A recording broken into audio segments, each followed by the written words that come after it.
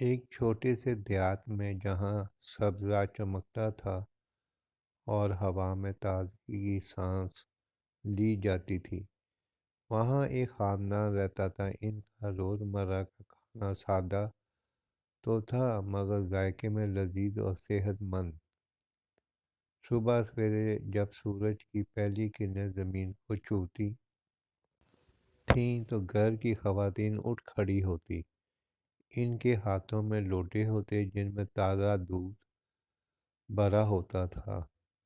وہ اس دودھ سے چائے بناتی جس کی خوشبو پورے گھر میں پھیل جاتی۔ چائے کے ساتھ گرم گرم روٹیاں اور مکھن لگایا جاتا۔ یہ ناشتہ نہ صرف جسم کو توانائی دیتا بلکہ روح کو بھی تازگی بخشتا۔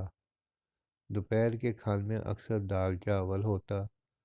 دال گڑے ہوئے چولہے پر پکتی جس کا دھواں پورے گھر میں سرایت کر جاتا۔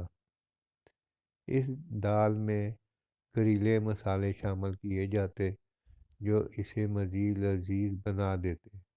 چاول نرم اور پھولے ہوئے ہوتے جن پر گھی ڈالا جاتا۔ شام کے وقت کھیتوں سے لوٹ کر آنے والے مردوں کے لیے خاص کھانا تیار کیا جاتا۔ یہ اکثر سادہ سی روٹی اور سبزی ہوتی۔ سبزی تلی ہوئی ہوتی یا پھر دہی کے ساتھ پکائی جاتی۔ اس کے ساتھ اچار بھی پیش کیا جاتا جو کھانے کا ذائقہ دو چند کر دیتا۔ رات کے کھانے میں اکثر دہی اور چاول ہوتا۔ دہی کو مٹھا یا نمکین بنایا جاتا جیسے چاول کے ساتھ کھایا جاتا۔ یہ کھانا ہلکا اور صحت مند ہوتا جس سے رات کی نیند آرام دہ ہوتی۔